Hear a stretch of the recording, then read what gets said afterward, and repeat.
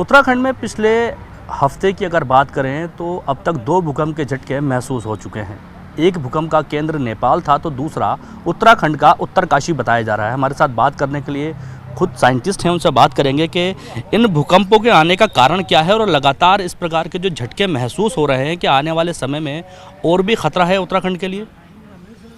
देखिए, ये उत्तराखंड का क्षेत्र हो या नेपाल का, ये सेंट्रल साइस्मिक गैप के अंदर आता है।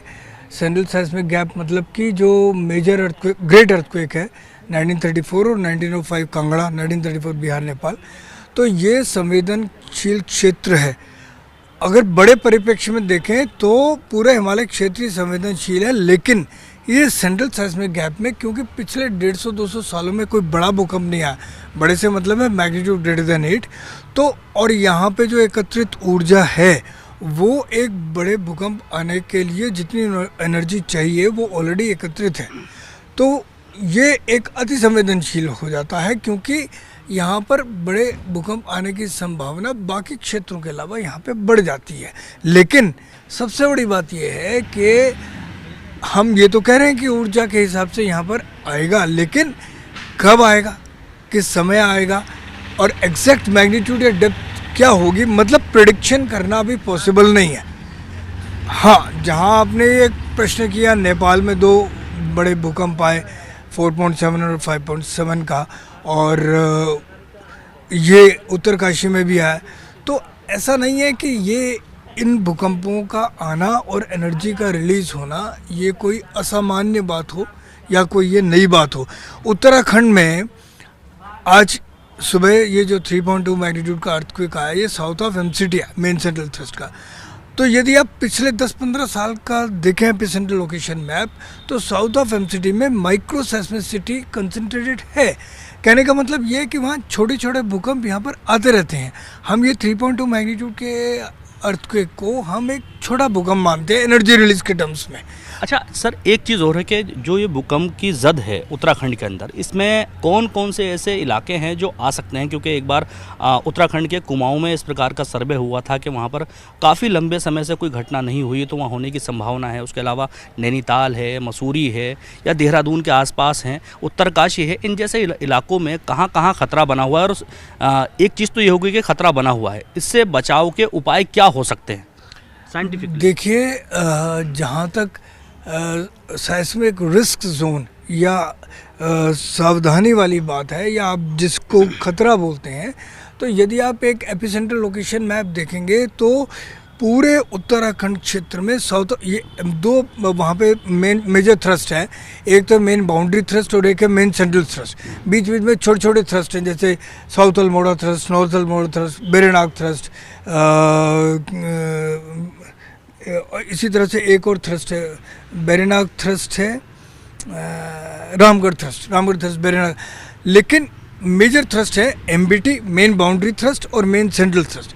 मेन सेंट्रल थ्रस्ट और बाउंड्री थ्रस्ट के बीच में एक पूरा जोन है, जहाँ पे कि अगर हम पिछले 10-15 साल में देखें तो छोटे छोटे, जिसको माइक्रो सेस्मिसिटी कहते हैं।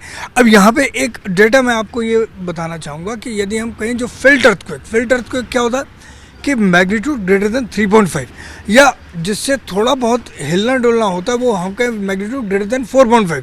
तो पिछले 15 साल में 15-16 भूकंप यहाँ पर इस पूरे क्षेत्र में आ चुके हैं जो कि ग्रेटर देन 4.5 था।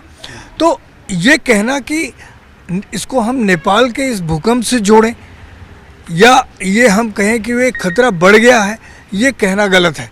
यहाँ पर संवेदनशीलता बनी हुई है, और इन भूकंप का आना मतलब कि ऊर्जा का रिलीज होना, ये एक नेचुरल फिनोमेना है जिसको कि हम ये ऑब्जर्व कर रहे हैं। अब आपने बात कही कि हम करें क्या इस समय। बात यह है कि ये ऊर्जा का एकत्रित होना नेचुरल प्रोसेस है, और उसका निकलना भूकंप के रूप में भी नेचुरल प्रोसेस है। इससे बचाव के 2 ही उपाय हैं। पहला ये कि हमारा जो निर्माण है, हमारी जो संरचना है, हम उसको अर्थक्वेक रेजिस्टेंट बनाएं। दूसरा, इस आपदा के लिए, भूकंप के आने के समय के लिए हमको तैयार रहना। तैयार क्या करना, मतलब कि भूकंप के आने से पहले, भूकंप के आने के समय और भूकंप के आने के बाद हमको किस तरह का बर्ताव करना चाहिए, क्या बिहेव करना चाहिए, हमारी तैयारियां क्या होनी चाहिए। जैसे कि मैं आपको एक बात बताऊं, एक मॉक ड्रिल एक्सरसाइज है जिसमें कि body institute of Himalayan geology या DVMC और भी बहुत तरह के संस्थान हैं जो कि मॉक ड्रिल एक्सरसाइज कराते हैं। जापान में देखिए कि क्यों इतनी कम कैजुअलिटीज है, वहाँ पे ये दोनों चीज़ें अडियर की जाती हैं।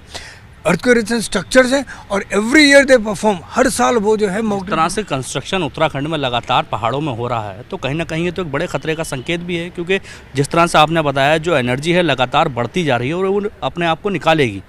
जिस समय वो निकलेगी तो वो जो मंजर होगा तो काफ़ी भयानक होगा। तो जो ये कंस्ट्रक्शन बेतहाशा हो रहा है पहाड़ों में, कहीं ना कहीं उस एनर्जी के निकलते समय एक बड़ा हादसा होने की संभावना तो बनी हुई है। और जो एनर्जी जो लगातार ये एकत्र हो रही है, इसका निकलने का कोई स्पेसिफिक टाइम होगा कि इतने से इतने एरिया में, इतने से इतने समय में निकल सकती है? देखिए, इस ऊर्जा के निकलने को हम किसी भी क्षेत्र में नहीं सीमित कर सकते कि यहाँ पे नहीं निकलेगी या यहाँ पे निकलेगी या यहाँ ज़्यादा निकल गई, ऐसा नहीं है। लेकिन ये ज़रूर है कि ये जो पूरा हिमालय बेल्ट है और ये जो उत्तराखंड का साउथ ऑफ MCT का इलाका जो है, ये संवेदनशील है। यहाँ पे कभी भी किसी भी जगह पे एक बड़ा भूकंप आ सकता है। लेकिन जो आपने सवाल किया कि जो संरचना हो रही हैं या अब तक हुई हैं या आगे भी जो हो रही, विकास के लिए इनका होना बहुत ज़रूरी है। परंतु यदि अर्थक्वेक रेजिस्टेंट जो स्ट्रक्चर्स हैं, अर्थक्वेक रेजिस्टेंट जो मापदंड हैं, मेजर्स हैं, यदि हम उनको एडेयर करते हैं तो भूकंपों से पूरी तरह से बचा जा सकता है। ये हमारे साथ बात करने के लिए वाडिया इंस्टीट्यूट के पूर्व साइंटिस्ट हैं पाउल साहब, जिनका कहना है कि उत्तराखंड में जिस तरह से भूकंप आ रहे हैं ये आने वाले समय में और भी आ सकते हैं और इसके लिए जो संरचनाएं बनाई जा रही हैं उन्हें इस प्रकार से बनाया जाए जो भूकंप के अनुकूल हों, वरना उत्तराखंड में जिस तरह की घटनाएं लगातार हो रही हैं उससे एक बड़ा हादसा होने की संभावना बनी रहेगी। Danish Khan, ABP live, Dehradun.